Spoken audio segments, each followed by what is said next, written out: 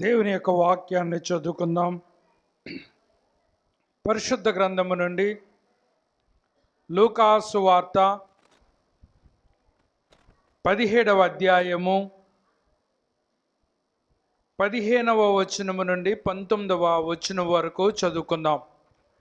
పరిశుద్ధ గ్రంథము నుండి లూకా సువార్త 17వ అధ్యాయము 15వ వచనము నుండి 19వ వచనం వరకు చదువుకుందాం. వారిలో ఒకడు తనకు స్వస్థత కలుగుట చూచి గొప్ప శబ్దముతో దేవుని మహిమపరచుచు తిరిగి వచ్చి ఆయనకు కృతజ్ఞతాస్తుతులు చెల్లించుచు ఆయన పాదముల యొద్ద సాగిలపడెను. వాడు సమరయుడు. అందుకు యేసు, 10 మంది శుద్ధులైరి కారా? ఆ 90 ఎక్కడా? ఈ అన్యుడు తప్ప దేవుని మహిమపరచుటకు తిరిగి వచ్చిన వాడెవడును ఆగపడలేదా అని చెప్పి, నీవు లేచి పొమ్ము, నీ విశ్వాసము నిన్ను స్వస్థపరిచెనని వానితో చెప్పెను. దయతందరూ తల వంచండి, ప్రార్థించుకుందాం. ప్రేమ నమ్మకము కలిగినటువంటి మా ప్రియ పరలోకపు తండ్రి, మీ పరిశుద్ధమైన పవిత్రమైన నామాన్ని బట్టి మీకు వందనాలు, స్తోత్రాలు సమర్పించుకొనుచున్నాం. ప్రభువా, ఈ యొక్క 2024వ సంవత్సరములో, ప్రభువా, ఈ యొక్క 11వ నెలలో చిట్ట చివరి పునరుద్ధాన దినమున మేమందరము మీ యొక్క సన్నిధిలోనికి చేరి మీ నామాన్ని సన్నుతించటానికి మా ఎడల మీరు చూపినటువంటి కృపను బట్టి సన్నుతిస్తూ ఉన్నాం.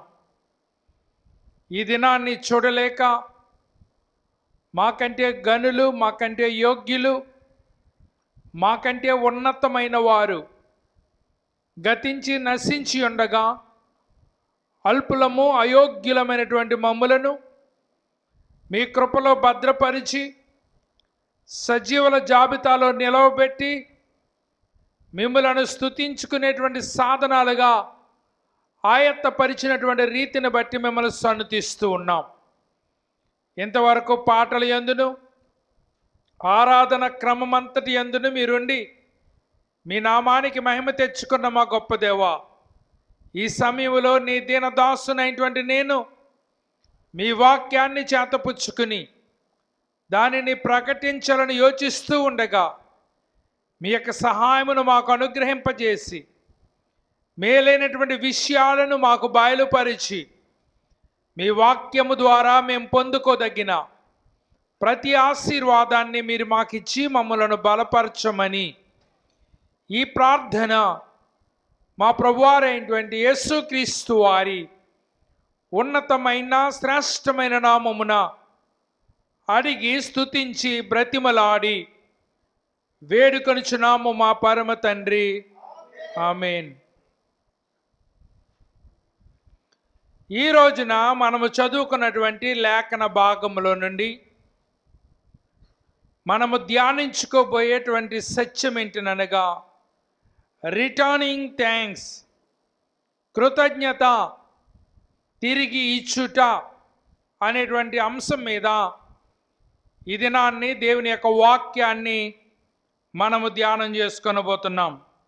కృతజ్ఞత తిరిగి ఇచ్చుట అనే విషయం మీద మనం ఈరోజు వాక్యాన్ని ధ్యానం చేసుకొనబోతున్నాం. 4 విషయాలను ఈ ఉదయకాలపు వేళలో మనకున్న సమయాన్ని బట్టి మనము ధ్యానించుకోవటానికి ప్రయత్నం చేస్తూ ఉన్నాం. మొదటి విషయం, thankfulness and thanklessness on timeless display. కలకాలం ప్రదర్శనలో కృతజ్ఞత మరియు కృతజ్ఞత లేనితనము గురించి మొదటిగా మనం ఆలోచన చేయబోతున్నాం. కలకాలం ప్రదర్శనలో కృతజ్ఞత మరియు కృతజ్ఞత లేని స్థితిని గురించి మొదటిగా మనము నేర్చుకొనబోతున్నాం. రెండవదిగా ద ప్లేగ్ ఆఫ్ థ్యాంక్లెస్నెస్, కృతజ్ఞత లేని అనేటువంటి తెగులు గురించి రెండవదిగా మనం ఆలోచన చేయబోతున్నాం. కృతజ్ఞత లేని తెగులు. మూడవదిగా the power of present thankfulness, ప్రస్తుత కృతజ్ఞతకున్న బలమును గురించి మూడవదిగా మనం ఆలోచన చేయబోతున్నాం. నాలుగవదిగా the eternal future of thankfulness, కృతజ్ఞత యొక్క శాశ్వత భవిష్యత్తును గూర్చి నాలుగవదిగా మనము ధ్యానము చేయబోతూ ఉన్నాం. ప్రియులరా, 2020వ సంవత్సరములో మనమందరము కూడా తీవ్రమైనటువంటి కరోనా మహమ్మారిని ఎదుర్కొన్నాం.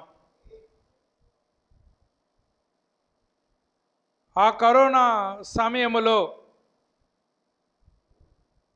అనేక మంది మనుష్యులు పిట్టల్లాగా రాలిపోయారు. చుట్టూ ఉన్న పరిస్థితులను చూస్తూ ఉన్నప్పుడు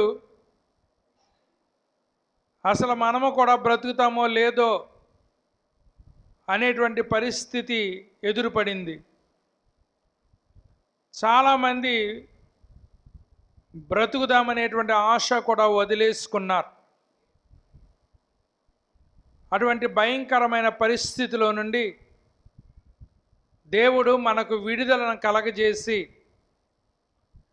4 సంవత్సరాలను మన యొక్క జీవితంలో గతింపచేశాడు. కరోనా తర్వాత బ్రతికినటువంటి 4 సంవత్సరాలు కూడా ఏంటంటే మనకి జీవితం బోనస్ లాంటిదండి. జీతం వేరు, బోనస్ వేరు.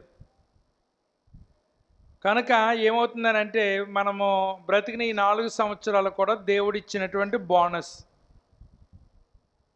2024 సంవత్సరం నవంబర్ నెల ఆఖరు ఆదివారం ఇక నిలబడి ఒకసారి వెనక్కి తిరిగి చూచి దేవునికి వందనాలు చెప్పవలసినటువంటి పరిస్థితిలో మనం ఉన్నాం. ఈ వారంలో అమెరికా దేశంలో 28వ తారీఖున పెద్ద సెలవు దినం. దేనికి సెలవు అంటే థ్యాంక్స్ గివింగ్ డే అనేటువంటి కృతజ్ఞత చెల్లించేటువంటి ఒక దినం. అమెరికా నిర్మించినటువంటి వాళ్ళ పితరులు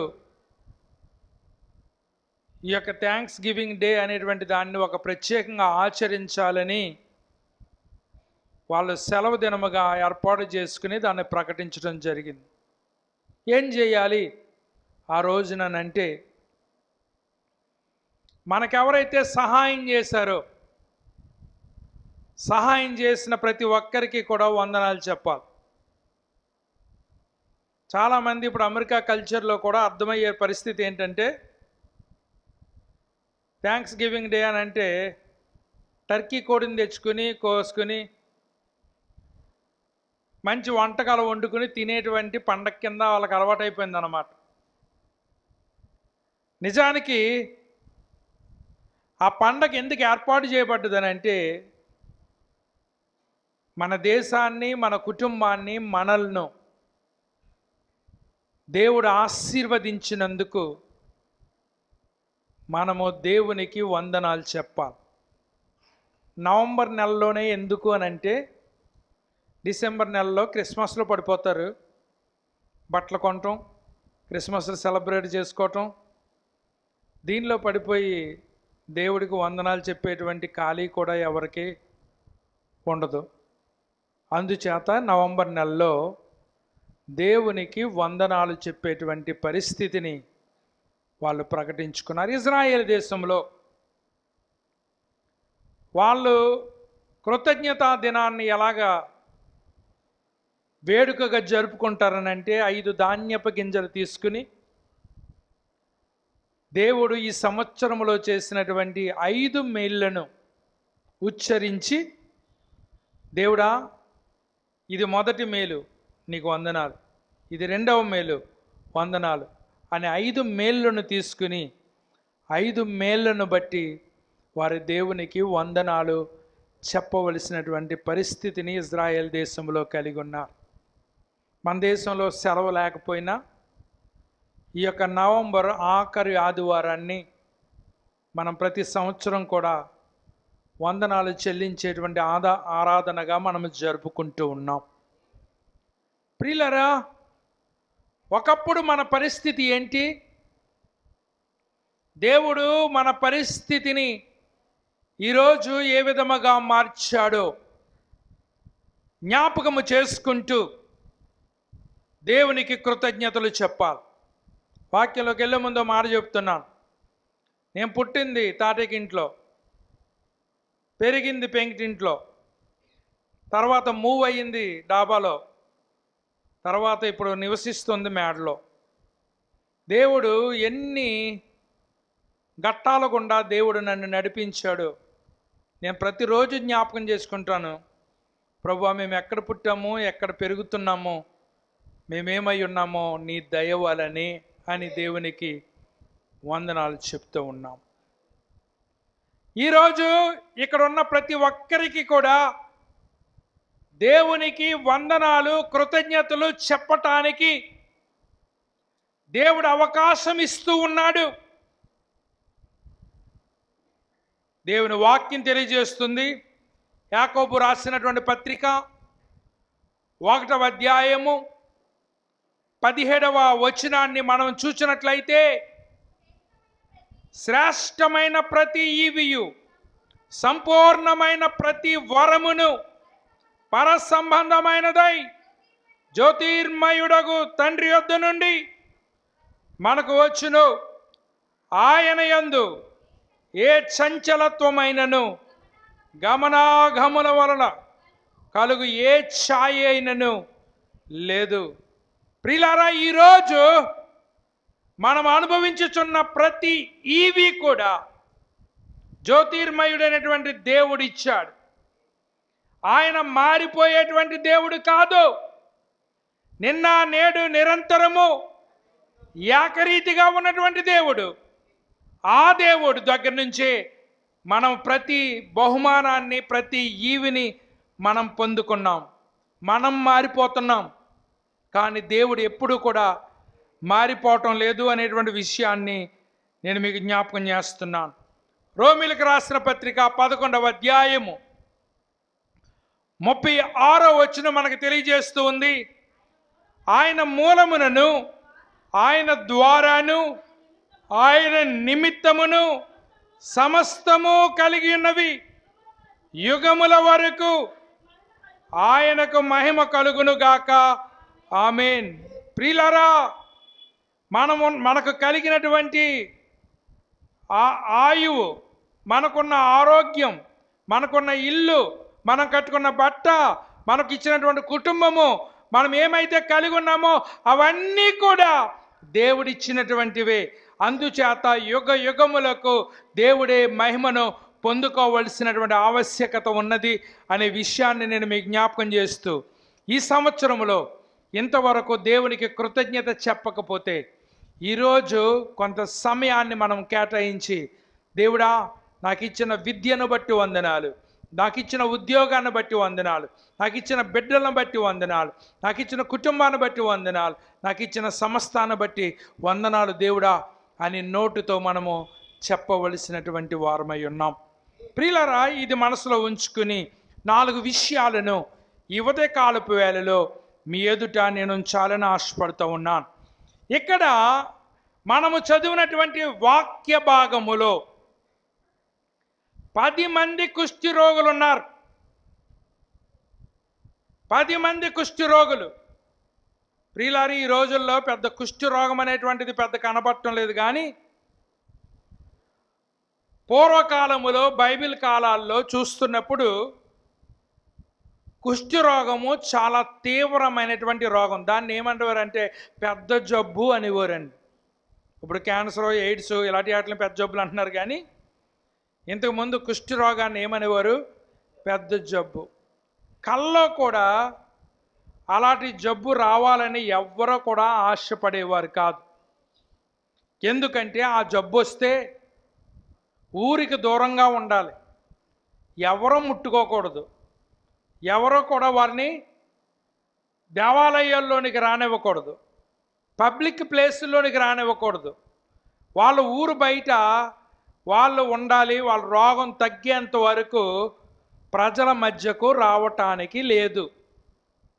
అయితే ప్రియులారా, ఈ కుష్ఠరోగం ఎవరికి వచ్చినా సరే వాళ్ళ ఊరు బయట ప్రత్యేకమైనటువంటి స్థలంలో ఉండాలి, కానీ శుద్ధి చేయబడినటువంటి ఆరోగ్యవంతుల మధ్య వాళ్ళు ఉండటానికి లేదు. యేసు ప్రభువారు ఆయన కాలములో అనేక మంది కుష్ఠరోగులు ఉన్నారు. అయితే ప్రియులారా, యేసు ప్రభువారు గలిలయ సమరయ అనేటువంటి ప్రాంతములో సంచరిస్తూ ఉండగా 10 మంది కుష్ఠరోగులు ఆయనకు ఎదురుపడ్డారు. వాళ్ళు దూరంగానే నిలబడ్డారు, ఎందుకంటే ఆరోగ్యవంతుడి దగ్గరికి రాకూడదు. వాళ్ళు దూరంగా నిలబడి యేసయ్యను అడుగుతున్నారు. ఏమడుగుతున్నారంటే, మాకు శుద్ధి కలగజేయమని అడుగుతూ ఉన్నారు. ఎందుకు అడుగుతున్నారనంటే, ప్రియులారా, యేసు ప్రభువారు గతములో కుష్ఠరోగిని బాగు చేశాడు, అనేక రకాలైనటువంటి రోగస్తులను బాగు చేశాడు. ఈ మాట ఈ రోజుల్లో ఏదైనా ఒక విషయం జరిగిందంటే ప్రపంచం అంతా తెలిసిపోతుంది. వాట్సాప్లోను, ఫేస్బుక్లోను, ఇన్స్టాగ్రామ్లోను కొంచెం ఏదైనా జరిగిందనుకోండి, ప్రపంచం అంతా తెలిసిపోతుంది. ఆ రోజుల్లో తెలటానికి కూడా అవకాశం లేదండి. కానీ ఆ నోట ఈ నోట జరిగిన విషయాన్ని చెప్పుట ద్వారా ప్రజల మధ్యకు ఈ సమాచారము చేరవేయబడుతుంది. అలాగే యేసయ్య గతంలో కుష్ఠరోగిని బాగు చేశాడనేటువంటి వార్త బహుశా వీళ్ళ చెవిలో పడి ఉంటుంది. మార్కు సువార్త 1వ అధ్యాయంలో చూసినట్లయితే అక్కడ యేసు ప్రభువారు ఒక కుష్ఠరోగిని బాగు చేశారు. ఎలా బాగు చేశారంటే, కుష్ఠరోగిని ఎవరు ఇష్టపడతాడండి? ఎందుకంటే బతుకుండగానే ఏళ్ళు తినేస్తాయి, అవయవాలు తినేస్తాయి, పాడైపోతాయి, రసికారిపోతూ ఉంటుంది, వాసన వచ్చేస్తూ ఉంటారు. ఇటువంటి మనుషుల్ని ఎవరు ఇష్టపడతారు? ఎవరు ఇష్టపడరు. కానీ మార్కు సువార్త 1వ అధ్యాయములో ఈ కుష్ఠరోగి యేసు ప్రభువారికి ఎదురుపడినప్పుడు ఆ కుష్ఠరోగి ఏమంటున్నాడంటే, ప్రభువా, నీకు ఇష్టమైతే నన్ను శుద్ధినిగా చేయి ప్రభువా అని అన్నాడు. కుష్ఠరోగిని ఎవరు ముట్టుకోరు, ఎవరు ఇష్టపడరు. ప్రభు అన్నారు, నాకు ఇష్టమే, నువ్వు శుద్ధుడు కమ్మని యేసు ప్రభువారు చేత్తో ఆ యొక్క కుష్ఠరోగిని తాకి స్వస్థపరిచాడు. దేవుని స్తోత్రం చెల్లిందాం. కేవలము దేవుని నమ్మినటువంటి బిడ్డలు మాత్రమే తాకలేని వాళ్ళని కూడా తాకుతారు, సేవ చేయలేని వాళ్ళకి కూడా సేవ చేస్తారు. మిషనరీలు భారతదేశం వచ్చేసరికి ముంబైలోనట ఎంతోమంది కుష్ఠరోగులు ఉండేవారట. భయంకరమైనటువంటి బ్రతుకు వాళ్ళు బ్రతుకుతూ ఉండేవారట. భయంకరమైన బ్రతుకుతూ ఉంటే ప్రియులరా, వాళ్ళకి సేవ చేయటానికి వైద్యులు కానీ ఎవరు కూడా ముందుకు వచ్చేవారు కదట. అటువంటి పరిస్థితిలో క్రైస్తవ మిషనరీలు భారతదేశానికి వచ్చి కుష్ఠరోగుల యొక్క పుండ్లు కడిగి, ఇప్పుడంటే గ్లౌజులు వేసుకుంటున్నారండి, అప్పుడు గ్లౌజులు కూడా లేవు. పుండ్లు కడిగి వాళ్ళకి మెడిసిన్ ఇచ్చి సేవ చేసి, వాళ్ళనేమో ప్రజలు రానివ్వకపోతే వాళ్ళకి కాలనీలు కట్టి, హాస్పిటళ్ళు కట్టి వాళ్ళకి ఎంతో మిషనరీలు సేవ చేశారు.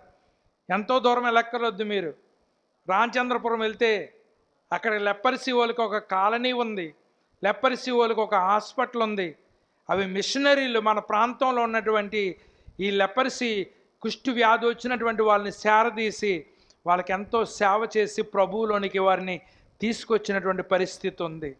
ఎందుకు ఇలా చేశారు? ఎవ్వరు చేయలేని పని వీళ్ళు ఎందుకు చేశారని అంటే, ప్రభువు కుష్ఠరోగిని అన్నాడు, నిన్నెవ్వరు ఇష్టపడరు కానీ నాకు ఇష్టమే, నిన్నెవ్వరు ముట్టుకోరు కానీ నేను ముట్టుకుని శుద్ధిని కమ్ము అని దేవుడు చెప్పాడు.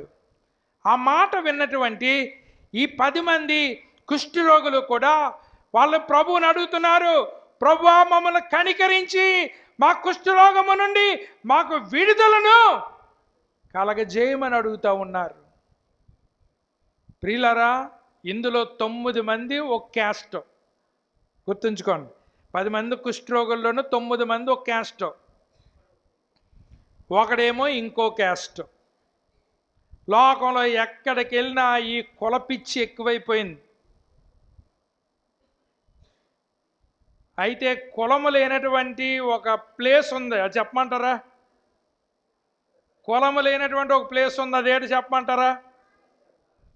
గవర్నమెంట్ జనరల్ హాస్పిటల్కి వెళ్ళి జనరల్ వార్డులోకి వెళ్తే అక్కడ బోలెడు మంది పేషెంట్లు ఉంటారు, అన్ని కులాల వాళ్ళు ఉంటారు.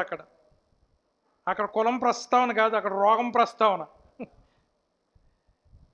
పలానా కులమోడు ఉన్నాడు, నేను ఇందులో జాయిన్ అవ్వనంటే సత్తావు.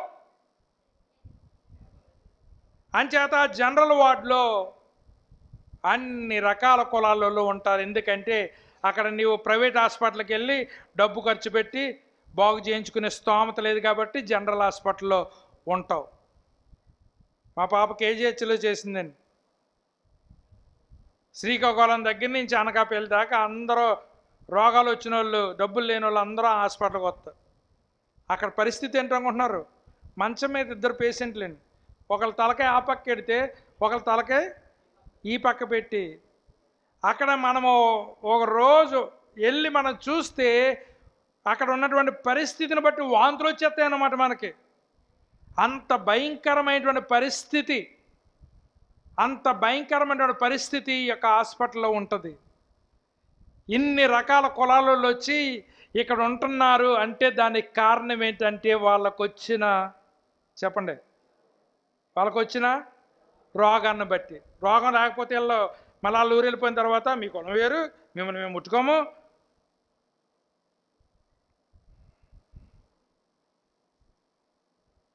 ఇక్కడ 9 మంది ఒక కులం, ఒకడొక కులం, కానీ అందరికి వచ్చింది ఒకటే జబ్బు. ఆ జబ్బు ఏంటంటే కుష్ఠరోగం. ఊరు బయట వీళ్ళు ఉండాలి కాబట్టి వీళ్ళందరూ ఏకమయ్యారు. 9 మంది మేము శుద్ధి కావాలని ఎలాగ అడిగారో 10వ కూడా మేము శుద్ధి కావాలని అలాగ అడుగుతున్నాడు. ఇప్పుడు దేవుడు ఏ మాత్రము పక్షపాతం చూపించకుండా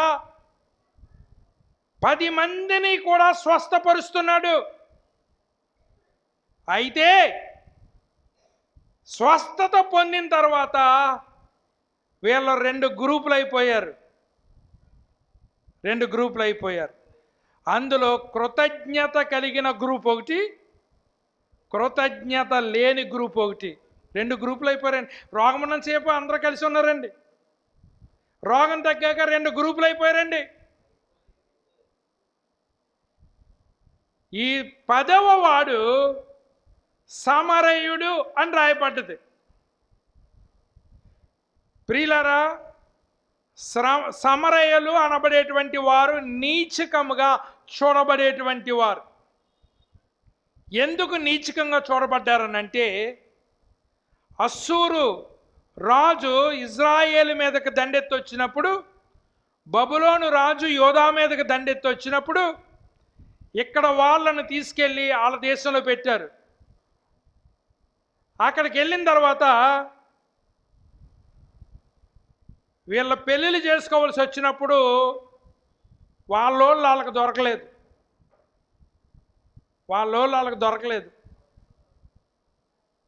దొరకక ఆ దేశమోళ్ళు చేసుకున్నారన్నమాట. ఇప్పుడు రాజులు అనబడేటువంటి కులం కానివ్వండి, చౌదరి అనబడేటువంటి కులం కానివ్వండి, ఈ కులాల్లో ఆడపిల్లలు దొరకట్లేదు. ఇప్పుడు మా పాస్టర్ గారికి ఒక ఫ్రెండ్ ఉందండి, మగోడి కంటే ఆడపిల్లని చాలా బాగా చూస్తున్నారు. అప్పుడు ఆవిడ ఏంటంటే, ఈ పిల్లకి చాలా వాల్యూ మా కులంలోని, ఎందుకంటే 10 ఎకరాలన్నీ ఇచ్చేసి ఈ పిల్లని పెళ్లి చేసేసుకుంటారని చెప్పింది. ఎదురుకట్నం అన్నమాట. ఏం చేతనంటే వాళ్ళ కులములో ఆడపిల్లలు దొరకట్లేదు. ఒకప్పుడు ఆడపిల్లలు అంటే భారం అనుకుని కడుపులో చంపేసేవారు. ఇప్పుడు ఈ కులాల్లో ఎవరు కావాలంట? ఆడపిల్లలు కావాలంటే ఆడపిల్లల కరువు వచ్చేసారు. అంచేత వేరే గత్యంతరం లేక పేపర్లో స్టేట్మెంట్ ఇస్తున్నారు. ఏంటో తెలుసా? మా కులం కాకపోయినా పర్వాలేదు, క్వాలిఫికేషన్ ఉంటే మేము ఏ కులములైనా చేసుకుంటామని పేపర్లో ప్రకటన ఇస్తున్నారు. ఎందుకంటే ఆడపిల్లలు దొరకలేనటువంటి పరిస్థితిలో. ఇశ్రాయేలీయులు యూదుల పరిస్థితి ఏమైందనంటే, వాళ్ళు ఇంకో దేశం వెళ్ళిపోయిన తర్వాత ఆ దేశంలో పెళ్లి చేసుకోవడానికి యూదులు దొరక్కపోయేసరికి వాళ్ళు అశ్షూరులతోనూ బబులోనులతోనూ వాళ్ళు వివాహం చేసుకున్నారు. మళ్ళా వాళ్ళ సొంత దేశం తిరిగి వెళ్ళేటువంటి అవకాశం వచ్చినప్పుడు వాళ్ళ సొంతూరు వచ్చేసారు. సొంతూరు వచ్చేసిన తర్వాత ఇప్పుడు వీళ్ళు ఎవరన్నమాట? Mixed generation. సగం యూదులు, సగం అన్యులు. ఇప్పుడు యూదులందరూ కూడా వీళ్ళని చిన్న చూపు చూస్తున్నారు. ఎందుకంటే వీళ్ళు వేరే కులపోల్ని వివాహం చేసుకున్నారని. యేసు ప్రభు వారు సమరయ గుండా ప్రయాణం చేసి బావి దగ్గరికి వచ్చి సమరయ స్త్రీని దాహానికి నీళ్ళిమ్మన్నాడు. నీళ్ళిమ్మంటే ఆవిడ ఏమని తెలుసా? యూదులు మా సమరయులు నీళ్లు పోస్తే మీరు తాగరు కదా, మీరు ఎక్కువ కులపోలు కదా, మేము తక్కువ కులపోలం కదా, మేము నీళ్ళు ఇస్తే మీరు త్రాగరు కదా అని మాట్లాడుతూ ఉంది. ఎందుకనంటే యూదులు సమరయులను ఎంత చిన్న చూపు చూస్తారు అనేటువంటిది ఆ మాట ద్వారా మనకందరికీ కూడా అర్థమవుతూ ఉంది. కానీ ఈ తక్కువ కులం వాళ్ళని ఎక్కువ కులం వాళ్ళని ఏకం చేసింది ఏంటంటే రోగం. వీళ్ళందరూ కలిసి ముక్త కంఠంతో దేవుణ్ణి అడుగుతూ ఉన్నారు, యేసయ్యని అడుగుతూ ఉన్నారు. మేము శుద్ధి కావాలి, మాకు రోగము నుండి విముక్తి కావాలి, దేవుడా మమ్మల్ని శుద్ధీకరించు ప్రభువా అని అడుగుతూ ఉంటే యేసయ్య ఏ మాత్రము తారతమ్యము చూపించకుండా ఏమన్నాడో తెలుసా? మీరు వెళ్ళి యాజకులకు కనపరుచుకోండి అని చెప్పినప్పుడు దారిలో, ఎందుకంటే మళ్ళీ వాళ్ళ జనంతో కలవాలంటే, గుర్తుంచుకోండి, కుష్ఠరోగం వచ్చినోడు మళ్ళీ జనంతో కలవాలనంటే యాజకుడి దగ్గరికి వెళ్ళి చెక్ చేయించుకుని ఆయన పర్వాలేదు, ఇతను జనంతో కలవచ్చు, ఇతని వల్ల ఎవరికి ఇబ్బంది లేదని సర్టిఫికేట్ ఇస్తేనే వీళ్ళు మళ్ళీ జనంలోకి రావాలి, లేకపోతే జనంలోకి రావటానికి వీల్లేదు. అందుకని యాజకుడికి చూపించుకోండి అని చెప్పారు. వీళ్ళు వెళ్తూ ఉన్నారు. చూడండి, మార్కు సువార్త 1వ అధ్యాయంలో ముట్టుకున్నట్టుగా ఈ 10 మందిని ముట్టుకోలేదు ప్రభు. మీరు వెళ్ళండి, మీరు శుద్ధులు అవుతారని చెప్పాడు, స్వస్థత పొందుతారని చెప్పారు. వారు వెళ్తూ ఉన్నారు. వెళ్తూ ఉంటే దారిలో కొంత దూరం వెళ్ళేసరికి వాళ్ళందరికీ కూడా కుష్ఠరోగం తగ్గిపోయింది. వాళ్ళందరికీ కుష్ఠరోగం తగ్గిపోయింది. అందరూ చూసుకున్నారు, చేతులు బాగైపోయినాయి, కాళ్ళు బాగైపోయినాయి, పుళ్ళు మానిపోయినాయి, అందరికీ బాగున్నది. ఇప్పుడు వీళ్ళు 2 గ్రూపులు అయిపోయారు. అందులో ఒకడు కృతజ్ఞత చెబుదామనే గ్రూపు, ఇంకొకడేమో మనం చెప్పక్కర్లొద్దులే అనేటువంటి గ్రూపు. ఇక్కడ మీరు బాగా గమనించండి, అందరికీ ఒకటే రోగం, అందరికీ ఒకటే స్వస్థత. 9 మంది ఒకలాగా ప్రవర్తించారు, ఒకడు ఒకలాగా ప్రవర్తించాడు. ఈ ఒక్కడునట బిగ్గరగా దేవుణ్ణి మహిమపరుస్తూ వెనక్కి వచ్చాడు అని వాక్యం తెలియజేస్తుంది. ప్రియులారా, ఇక్కడ మీరు గమనించవలసింది ఏంటంటే, ఒకడు వెనక్కి వస్తే మనకేమనిపించవచ్చు అంటే, ఇప్పుడు 1:9 అన్నమాట. 10 మందిలో 1:9, 9 మంది ఒక గ్రూప్లోకి వెళ్ళిపోయారు, ఒకడు ఒక గ్రూప్లోకి వచ్చాడు, ఒక్కడు మాత్రమే వెనక్కి తిరిగి వస్తున్నాడు. ఇప్పుడు ప్రభు అడుగుతున్నారు, 10 మంది శుద్ధులు కాలేదా? మరి నీ ఒక్కడే వచ్చావేంటి వెనక్కి? 10 మంది శుద్ధులయ్యారు ప్రభువా, కానీ నేను ఒక్కనే వచ్చాను వెనక్కి, వందనాలు చెప్పడానికి నేను ఒక్కనే వచ్చాను. ప్రభు అడుగుతున్నారు, వేర్ ఆర్ ద 9? మిగిలిన 9 మంది ఎక్కడ? మీరు ఇక్కడ గుర్తించాలి, ప్రభు పనిగట్టుకుని 9 మంది వచ్చినోని పట్టించుకోకుండా 9 మందిని ఎందుకు అడుగుతున్నాడు? ఒకవేళ 9 మంది వెనక్కి రాకుండా దేవుని స్తుతించుకుంటూ వెళ్ళిపోయారేమో. ఇప్పుడు ప్రభు పర్టికులర్గా అడగటానికి గల కారణం ఏంటనంటే, ఈ 9 మందిలో నుండి ఏమి రాలేదంటే కృతజ్ఞత రాలేదు. కృతజ్ఞత రాలేదు. దేవుడు ఇక్కడ మనం గమనించినట్లయితే, అనగా ఈ 10 మందిలోనూ ఇతనే కిందోడు, 10 మందిలోనూ ఇతనే తక్కువోడు. ఎక్కువ ఉన్నవాడు, ఎక్కువ కులమనబడేవాడు స్తుతించడానికి రాలేదు. లీస్ట్ వాడు, అందరిలోనూ తక్కువ వాడు దేవుని స్తుతించటానికి వచ్చాడు. ఇక్కడ మీరు ఒక విషయం గమనించాలి. బాగా ఉన్నవాడికి ప్రాబ్లం ఉండదండి, బాగా లేనోడికి ప్రాబ్లం ఉండదు. ఈ ప్రాబ్లంలన్నీ ఎవరికి వస్తాయంటే మధ్యస్థం వాళ్ళకే. మీకు ఎందుకు చెప్తున్నానో మీరు గమనించండి. ఈ సమరయుడు అందరికంటే తక్కువవాడు వెనక్కి వచ్చి, వందనాలు ప్రభువా, నీ వల్ల నేను ఈ రోజున జనములో కలవటానికి వెళ్తున్నాను, నీ వల్ల నా రోగం తగ్గింది, నా మచ్చపోయింది, వందనాలు ప్రభువా అన్నాడు. ఒకవేళ రోగం తగ్గకపోతే 9 మంది కూడా ఎక్కడ ఉందిరా, వాళ్ళకి అంత కంగారేం వచ్చేసింది? వాళ్ళకి అంత కంగారేం వచ్చేసింది? పోనీ ఒక రోజు లేట్ అవుతుంది, వెనక్కి వచ్చి వందనాలు చెప్పేసి వెళ్తే ఒకసేపు లేట్ అవుతుంది. వీళ్ళు అనుకుంటున్నారు మేము జనస్రవంతిలో కలిసిపోవాలి తప్ప మేము వందనాలు చెప్పాం. కానీ లీస్టోడు ఎక్కడికి వచ్చాడు? దేవుడికి వందనాలు చెప్పాడు. ఇంకో విషయం మీకు జ్ఞాపకం చేస్తున్నా. నయమాను అనబడేటువంటి వాడు కుష్ఠిరోగి. నయమాను అనబడేటువంటి వాడు కుష్ఠిరోగి అయితే, బోర్డన్ రికమెండేషన్ల మీద ఇజ్రాయెల్ దేశం వచ్చాడు. దేవుని సేవకుడు చెప్పాడు. ఏమని చెప్పాడో తెలుసా? నీవు యొర్దాను నదిలోనికి వెళ్ళి 7 మార్లు ములిగి నువ్వు శుద్ధుడవు కమ్ము అని చెప్పాడు. యొర్దాను నదికి వెళ్ళాడు, 7 మార్లు ములిగాడు. 7 మార్లు ములిగిన తర్వాత అతని దేహము పసిపిల్ల దేహం వలె అయిపోయింది. చూడండి, అక్కడి నుంచి వాళ్ళ ఊరు దగ్గరే కదా, అక్కడి నుంచి అలాగే వెళ్ళిపోవచ్చు కదా వాళ్ళ ఇంటికి. చెప్పండి అమ్మా. వద్దాం అనుకున్నాను కానీ మళ్ళీ వెనక్కి రావటం ఎందుకని అక్కడి నుంచి అలాగే మళ్ళా రథాన్ని వెనక్కి తిప్పించి మళ్ళా ఎలీషా దగ్గరికి వచ్చి, అయ్యా మీరు చెప్పినట్లుగా నేను చేశాను, మీరు చెప్పినట్టుగానే నాకు జరిగింది, మీకు వందనాలయ్యా, మీ దేవుడికి వందనాలయ్యా. పెద్దోడికి ప్రాబ్లం లేదు. ఎవరనుకుంటున్నారు? రాజు తర్వాత రాజు ఇతను, సైన్యాధిపతి. పెద్దోడికి వెనక్కి వచ్చి వందనాలు చెప్పడం అతను ప్రాబ్లం కాదు.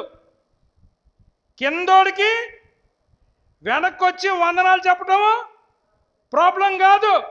మరి ఎవరికి ప్రాబ్లం? అటు పైన కాకుండా ఈ కింద కాకుండా ఉన్న మధ్యనోళ్ళకి ఏం ప్రాబ్లం వచ్చిందో తెలుసా? వందనాలు చెప్పటమో ప్రాబ్లం వచ్చింది. 10 మందికి సమానంగానే దేవుడు కార్యం చేశాడు. కానీ అందులో ఒకడే స్పందించాడు, అందులో ఒకడే వందనాలు చెప్పాడు. ఇక్కడ మీరు ఆలోచన చేయండి. మీరు 9 మందిని తిట్టుకుంటున్నారు కదా, ఎవరు మాట్లాడారేంటి? మిగిలిన 9 మంది తిట్టుకుంటున్నారా? ఎంత దుర్మార్గులకు కృతజ్ఞత లేదని. ఇంకో సంగతి కూడా మీకు జ్ఞాపకం చేస్తున్నాను. తిరిగి వందనాలు చెప్పడం ఎంత ప్రాముఖ్యం అంటే, ప్రవక్త అప్పుల పాలైపోయాడా?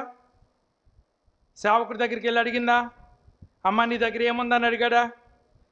బుడ్లో కొంచెం నూనె ఉందని అడిగిందా? మరి చెప్పిందా? పాత్రలు తెచ్చారా? పాత్రలన్నీ నిండిపోయినాయా? మళ్ళీ సేవకుడి దగ్గరికి ఎందుకు వెళ్ళాలి అని అనుకోలేదు. పాత్రలన్నీ కూడా నూనెతో నిండిపోయినాయి. ఇంటిని లాక్ చేసేసి మళ్ళా వెనక్కి ఎక్కడికి వెళ్ళిందట? దేవుని యొక్క సేవకుడి దగ్గరికి వెళ్ళి, అయ్యా మీరు చెప్పినట్టుగానే చేశానయ్యా, పాత్రలన్నీ నూనెతో నిండిపోయాయ్యా, మీకు వందనాలయ్యా, ఏం చేయమంటారయ్యా? అప్పుడు ఆయన అన్నాడు, అమ్మా నువ్వు వెళ్ళి వాటిని అమ్మి నీ అప్పులు తీర్చేసి నీవు నీ పిల్లలు కలిసి బ్రతకండి అన్నాడు. ఇక్కడ నిండిపోయినాయి కదా, మళ్ళీ వెనక్కి వెళ్ళి ఆయనకి చెప్పడం ఎందుకు, ఈ లోపల వ్యాపారం పెట్టేసుకోవచ్చు కదా. ఈ లోపల వ్యాపారం స్టార్ట్ చేస్తే 4-5 గంటల ముందు వ్యాపారం స్టార్ట్ చేస్తే ఎంతమంది కొనేసుకుంటారు ఈ నూనె? చాలా మట్టుకు సేల్ అయిపోద్ది కదా. నా టైం ఎందుకు వేస్ట్ చేసుకోవాలి, నేను దేవుడి సేవకుడి దగ్గరికి ఎందుకు వెళ్ళాలి అనుకుందా? అనుకోలేదు, వెనక్కి తిరిగి వెళ్ళింది. ప్రియులారా, వందనాలు చెప్పేటువంటి గుణం ఉన్నట్లయితే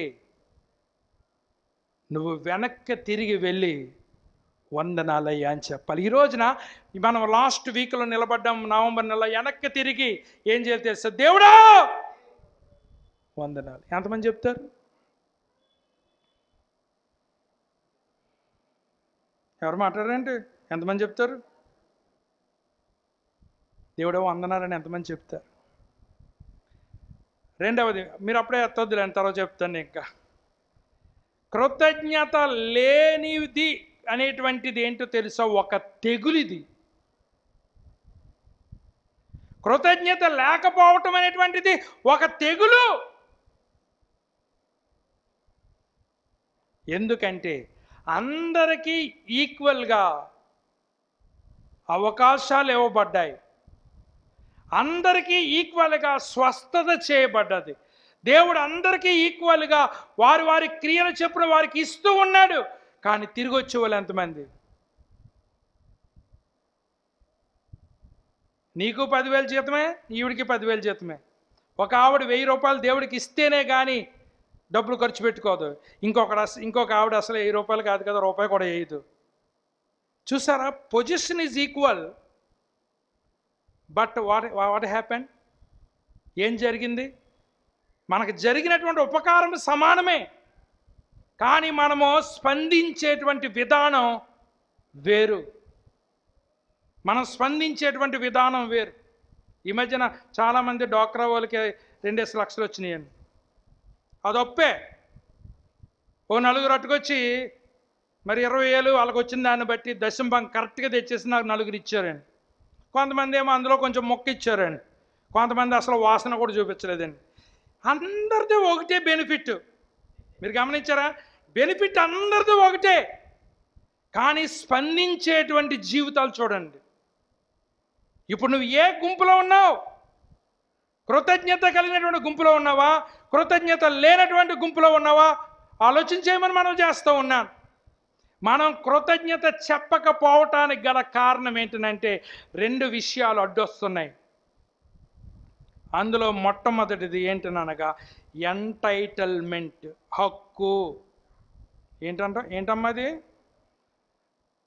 కృతజ్ఞత చెప్పకపోవటానికి గల 2 కారణాలు ఏంటనగా ఎంటైటిల్మెంట్, హక్కు.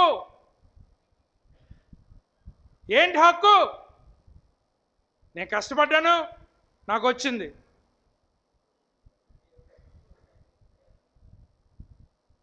ఇలా అనుకుంటారని దేవుడికి తెలదా? మరి నీ వయసు వాళ్ళు ఎంతమంది హాస్పిటల్ ఉన్నారు, నీ వయసు వాళ్ళు ఎంతమంది కాలు చేయలాగేసి మంచం మీద ఉన్నారు? నువ్వేమనుకుంటున్నావు? నేను కష్టపడ్డాను కాబట్టి నాకు వచ్చింది, నేను దేవుడికి ఎందుకు ఇవ్వాలి, దేవుడి పనికి ఎందుకు ఇవ్వాలని నువ్వు అనుకుంటున్నావు. దేవుడు ఏమంటున్నాడు ఒకసారి చూద్దాం. ద్వితీయోపదేశకాండం 8వ అధ్యాయం 17-18 వచనాలు చదువుకుందాం. ద్వితీయోపదేశకాండం 8వ అధ్యాయం. అయితే మా సామర్థ్యము, మా బాహుబలము, ఇంత భాగ్యము మాకు కలగజేసనని అనుకుందరేమో. మీరు అనుకుంటారు, ఏమనుకుంటున్నా తెలుసా? నేను కాబట్టి, నా తెలివితేటలు బట్టి, నా జ్ఞానాన్ని బట్టి, నా సామర్థ్యాన్ని బట్టి, నా బలమైన చేతిని బట్టి నేను ఈ స్థితిలో ఉన్నాను అని అనుకుంటావేమో నువ్వు. కాగా నీ దేవుడైన యెహోవాను జ్ఞాపకము చేసుకొనవలెను. ఏలయనగా తాను నీ పితరులతో ప్రమాణము చేసినట్లు తన నిబంధనను నేటి వలె స్థాపింపవలెనని మీరు భాగ్యము సంపాదించుటకై మీకు ఎబిలిటీని ఎవరిచ్చారంట? Who gave you the ability? మీకు ఎవరిచ్చారు సామర్థ్యం?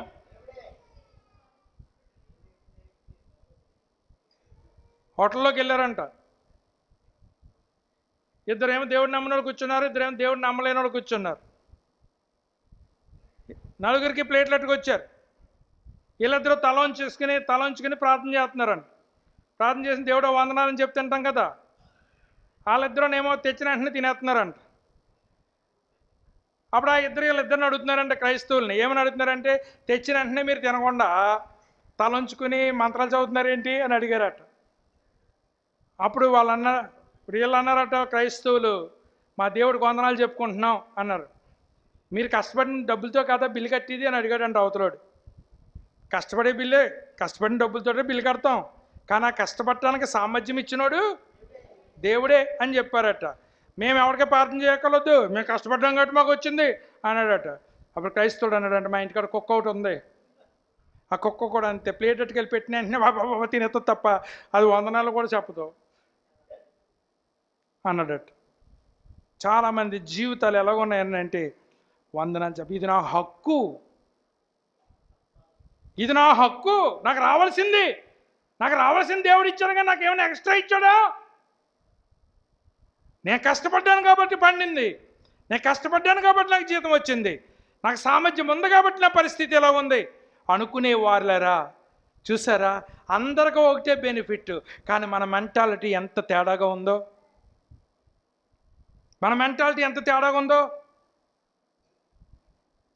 చాలామంది వందనాలు చెప్పకపోవటానికి గల కారణం ఏంటనంటే, ఇది నా హక్కు, దేవుడు ఇవ్వాల్సిందే, ఇచ్చి తీరవలసిందే అని అనుకుంటున్నారు. హక్కు అనుకుంటున్నారు కాబట్టి దేవుడు నీకు వందనాలని చెప్పట్లేదు. రెండవది, కొంతమందికి స్వార్థం.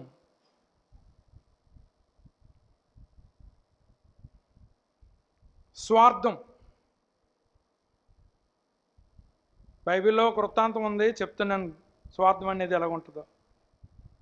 ఒకడు పనిలో పెట్టుకున్నాడంటండి, ఒకడు పొద్దునుంచే వచ్చాడంట, ఒకడు మధ్యాహ్నం నుంచి వచ్చాడంట, ఒకడు సాయంత్రం వచ్చాడంట. జీతం ఇచ్చేటప్పుడు అందరూ గొట్టు మీద నిలబడ్డారంట. గొట్టు మీద నిలబడితే పొద్దున్న వచ్చినోడికి 100 ఇచ్చేసాడు, మధ్యాహ్నం వచ్చినోడికి 100 ఇచ్చేసాడు, ఒక గంట ముందు వచ్చినోడికి 100 ఇచ్చేసాడంట ఓనరు. ఇప్పుడు పొద్దున్న వచ్చినోడు ఏమనుకుంటున్నాడు? ఎవరు మాట్లాడ, ఆ పొజిషన్లో మీరుంటే మీ పరిస్థితి ఏంటి? ఎవరు మాట్లాడలేమ్మా. పొద్దున్న నుంచి వచ్చినాడు అంటున్నాడు, నేను 9 గంటలకు టిఫిన్ చేసి వచ్చి సాయంత్రం దాకా కష్టపడ్డాను, నాకు 100.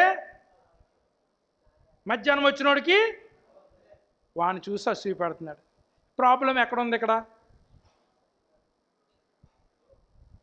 పని చేసిన వాళ్ళలోనా, ఓనర్లోనా? ఎవరు మాట్లాడరేమ్మా, న్యాయం మాట్లాడండి. అదే మన సిచ్యువేషన్లో ఉంటే ఏం చేస్తాం? నేను పొద్దున వచ్చాను కదా, ఒక 20 ఎక్కువ వచ్చు కదా, అందరికీ సమానంగా ఇచ్చావు. ఓనర్ డబ్బులు ఓనర్ ఇష్టం, ఇవ్వాలనుకున్నాడు, అందరికీ సమానంగా ఇచ్చేస్తాడు, నీకేంటి ప్రాబ్లం? కానీ నువ్వు చూసినప్పుడు నీకేమొస్తుందంటే అసూయ వచ్చేస్తుంది. పొద్దునుంచి కష్టపడినోడికి ఇదే, సాయంత్రం మాటలు వచ్చినోడికి ఇదే అని నీకు అసూయ వచ్చేస్తుంది. మనం దేవుడికి ఎందుకు వందనాలు చెప్పట్లేదో చెప్పనా? 30 సంవత్సరాల నుంచి 40 సంవత్సరాలు ఉన్న క్రైస్తవులకి అదే ఆశీర్వాదం. నిన్న కాక మొన్న దేవుడిని నమ్మి యథార్థంగా దేవుడికి ఇస్తున్న వాడికి అదే ఆశీర్వాదం. నీకు ఏం చేస్తున్నావనంటే, సీనియర్ మోస్ట్ని నాకు ఇలా చేస్తున్నావేంటి? వాడు వందనాలు చెప్పాలి, నిన్న కాక మొన్న వచ్చినాడు. ఎప్పటి నుంచో ఉన్నవాడిని నేను ఎందుకు వందనాలు చెప్పాలని నీకేమొచ్చిందంటే స్వార్థము, అసూయ వచ్చి నువ్వు వందనాలు చెప్పటం మానేస్తున్నావు. వందనాలు చెప్పటం మానేయటం వల్ల ఇచ్చినోడికి నష్టమా, తీసుకున్న వాడికి నష్టమా? ఎవరు మాట్లాడరారు. ఇచ్చినోడికి నష్టమా, తీసుకున్నవాడికి నష్టమా? వందనాలు చెప్పటం మానేయటం వల్ల. మీకు అర్థం అవ్వాలంటే ఒక ఉదాహరణ చెప్తున్నా. ఒకడు గేలం పట్టుకుని గోదావరిలోకి వెళ్ళాడట. చేప పడ్డది. చేప విచిత్రమైన చేప, ఇది రంగురంగుల చేప. ఇంటికి అట్టుకొచ్చాడు, బతుకున్న చేపని ఇంటికి అట్టుకొచ్చాడు. ఇంటికి వచ్చేసరికి ఆ ఇల్లంతా కూడా మట్టి గోడలో, మట్టితో అలికేసిన ఇల్లు, తాటికిల్లు. ఆ చేపకు మాటలు వచ్చంట, బాబు నువ్వు నన్ను కానీ వండేసుకుంటావేమో, వండుకోకు, నీకు ఏ కోరికొస్తే ఆ కోరిక నేను తీరుస్తాను, అంచేత నువ్వు కోరుకోగాను వండుకోకు అని చెప్పిందట. సరే టెస్ట్ చేసి చూద్దామని చెప్పేసి, నేను మట్టింట్లో నుంచి టైల్స్ ఇంట్లోకి వెళ్ళిపోవాలి అన్నాడట. చేపందంట గ్రాంటెడ్, జరిగిపోయింది. మట్టింట్లోంచి ఏమైపోయింది తెలుసా, టైల్స్ ఇంట్లోకి వెళ్ళిపోయాయి. అక్కడికి వెళ్ళిన తర్వాత పొరపాటున మనం టైల్స్ కోరుకున్నాం కాదు, నేను అంతఃపురంలోకి వెళ్ళిపోవాలని కోరుకున్నాడట అక్కడ. మరి రెండో ఇంట్లోకి వెళ్ళిన తర్వాత నేను అంతఃపురంలోకి వెళ్ళిపోవాలి అన్నాడట. చేపందంట గ్రాంటెడ్, వెళ్ళిపో అంతఃపురంలోకి. చిన్న ఇంట్లోంచి అంతఃపురంలోకి వెళ్ళిపోయాడు. అక్కడికి వెళ్ళిన తర్వాత భార్యాభర్తలు ఇద్దరికి ఆశ చచ్చిపోవట్లేదండి. ఆడికి వెళ్ళకన్నారంట, సూర్యుడిని, చంద్రుడిని, నక్షత్రాలని, లోకమంతటిని మేమే ఏలాలి అన్నది. లోకమా చూసి ఇది ఎక్కడోడు, ఎక్కడికి వచ్చాడు, లోకాన్ని అంతటిని మేమే ఏలాలి అన్నదట. అప్పుడు చేప అందంట, మీరు ఎక్కడుండే వాళ్ళు అక్కడ ఉండటమే మంచిది, మీరు ఎక్కడ ఉన్న వాళ్ళు అక్కడ ఉండటమే మంచిదని ఏం చేశారంట, ప్యాలెస్లోంచి తీసుకెళ్ళి మళ్ళీ ఎక్కడ పెట్టేశారంట, తాటికింట్లో పెట్టేశారట. ఈ రోజున పైకి వెళ్ళి ఉన్నత స్థితిలో ఉన్న వారిలారా, మీరు ఎప్పుడైనా జారుడు బల్లని చూసారా? జారుడు బల్ల జారే ముందు మెట్లు ఎక్కి వెళ్ళాలి అక్కడికి. ఆ మెట్లు దేవుడు నిన్ను ఎక్కించి ఆ పైన కూర్చోబెట్టాడు. నువ్వేమనుకుంటున్నావంటే నా సామర్థ్యము వలన, నా బాహుబలము వలన, నా తెలివితేటల వల్ల మా అన్నదమ్ముల కంటే నేను బాగున్నాను, వాళ్ళకంటే నేను గొప్పవాడిని కాబట్టి నేను ఈ స్టేజ్లో ఉన్నాను అనుకుంటున్నావు. జారుడు బల మీద కిందకి జారటానికి మెట్లు ఎక్కన కష్టపడాలి, కానీ జారటానికి పెద్ద ఒకటి ఇలా గెంటితే ఏం చెప్తావు నువ్వు? మరి నిన్ను మెట్లెక్కిచ్చినోడికి జారుడు బల మీద కింద గెంటేస్తాం, ఆయనకి చేతనవ్వదా? చెప్పండమ్మా, చేతనవునా? అలా గెంటించుకోకుండా ఉండాలనంటే మనం ఏం చెప్పాలి తెలుసు? వెనక్కి తిరిగి చూసి, దేవుడా వందనాలు నాయనా, ఈ సామర్థ్యమును కలగజేసినటువంటి వాడు ఆయనే. ఒకవేళ ఎదుటోడికి అది ఉంది, నాకు ఇది లేదు అని ఒకవేళ నువ్వు అసూయ వల్ల కానీ నువ్వు వందనాలు చెప్పకపోతే, ఈ రోజున ప్రభువా నేనేమయ్యున్నానో అది నీ దయ వల్ల నేనే అయ్యున్నాను. నాకు లాంటి ఉద్యోగం లేని వాళ్ళు చాలామంది ఉన్నారు, నాకు లాంటి స్థితి లేని వాళ్ళు చాలామంది ఉన్నారు, నాకు లాంటి ఇల్లు లేని వాళ్ళు చాలామంది ఉన్నారు, నాకు లాంటి పిల్లలు లేని వాళ్ళు చాలామంది ఉన్నారు, నాకు లాంటి బ్రతుకు లేని వాళ్ళు చాలామంది ఉన్నారు, నాకు లాగా బట్టలు లేని వాళ్ళు చాలామంది ఉన్నారు, నాకు లాగా ఉన్న పరిస్థితిని లేనటువంటి వాళ్ళు చాలామంది ఉన్నారు. వారందరికంటే నువ్వు మెరుగైన పరిస్థితి నాకు ఇచ్చావు ప్రభువా, వందనాలయ్యా అని దేవుడికి నువ్వు వందనాలు చెప్పగలుగుతావా? మూడవది, ప్రస్తుత కృతజ్ఞతకున్న బలం. నువ్వు కృతజ్ఞత కలిగి ఉన్నావు అని అంటే ఇంకా అధికమైన దాన్ని పొందుకోవటానికి అర్హత సంపాదించుకుంటున్నావు. కృతజ్ఞత లేకుండా ఉన్నావు అని అంటే ఉన్నతాన్ని పోగొట్టుకోవటానికి రెడీగా ఉన్నావు నువ్వు. 103వ కీర్తనలో 33 కారణాలు కనబడుతున్నాయి దేవుని ఎందుకు స్తుతించాలో. అందులో ఒకటి మనం గమనించండి, దేవుడు మన పాపాలను క్షమించాడు, దాన్ని బట్టి దేవునికి వందనాలు చెప్పాలి. మన రోగాలను కుదిర్చాడు, అందును బట్టి దేవునికి వందనాలు చెప్పాలి. సమాధిలోనికి దిగిపోకుండా మన ప్రాణాలని కాపాడాడు, దేవునికి వందనాలు చెప్పాలి. దేవుడు మనల్ని ఆశీర్వదించాడు, దేవునికి వందనాలు చెప్పాలి. వందనాలయ్యా అని ఎంతమంది దేవుడికి చెప్పగలుగుతారు? ఎందుకంటే స్థితి మారిపోయిన తర్వాత మర్చిపోవటం అనేటువంటిది మానవుని యొక్క నైజం. కొంతమంది ఏమనుకుంటున్నారో తెలుసా, నేను ఆకాశం మీద నుంచి ఇక్కడికే ఊడిపడి పడ్డాను, నేను ఎప్పుడు ఇలాగే ఉన్నాను అని అనుకుంటున్నారు. ఈరోజు మీ అందరికీ సమయం ఇవ్వబడుతుంది. ఒకసారి వెనక్కి తిరిగి చూసుకోండి. మీ బ్రతుకేంటి? మీ బ్రతుకు ఎలాగుండేది? మీ చిన్నతనంలో లేనితనంలో మీ బ్రతుకు ఎలాగుండేది? ఈ రోజున మీ బ్రతుకు ఎలా మార్చబడ్డది? ఈ స్థితి కలిగి ఉండటానికి కారకులు ఎవరు? మీకు ఒకవేళ మీకు దేవుడికి వందనాలు చెప్పడానికి ఒక కారణం కూడా కనపడకపోతే 103 కీర్తన చదవండి, ఎన్ని కారణాలు కనపడతాయో. ఈ కారణాలన్నీ కూడా దేవునికి వందనాలు చెప్పేటువంటి కారణాలే. వందనాలయ్యా. లాస్ట్ పాయింట్ చెప్పి నేను ముగిస్తాను. ఈ కృతజ్ఞతలు ఇక్కడితో ఆగిపోవమ్మా. ఈ కృతజ్ఞతలు ఇక్కడితో ఆగిపోవు. ఈ కృతజ్ఞతలు రాబోయే లోకములో కూడా కొనసాగించబడబోతున్నాయి.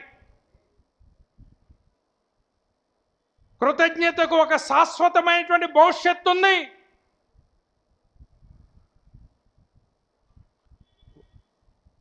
ఒకటిగా ఉంటావా, 9 మందిగా ఉంటావా? కృతజ్ఞత కలిగిన వాడిగా ఉంటావా, కృతజ్ఞత లేని వాడిగా ఉంటావా? అవకాశాన్ని పొందుకుని కూడా అవకాశంలో వెనక్కి తిరిగి వచ్చి వందనాలు చెప్పలేనటువంటి భయంకరమైన పరిస్థితిలో ఉన్నావా? నువ్వు పొందుకున్నటువంటి మేలుకు కనీసం 1% అయినా దేవునికి వందనాలు చెప్తున్నావా, లేక 10% అయినా దేవునికి వందనాలు చెప్తున్నావా? నీ పరిస్థితి ఎలాగుంది? ప్రకటన గ్రంథము 4వ అధ్యాయము 9 నుండి 11 వచనాల వరకు.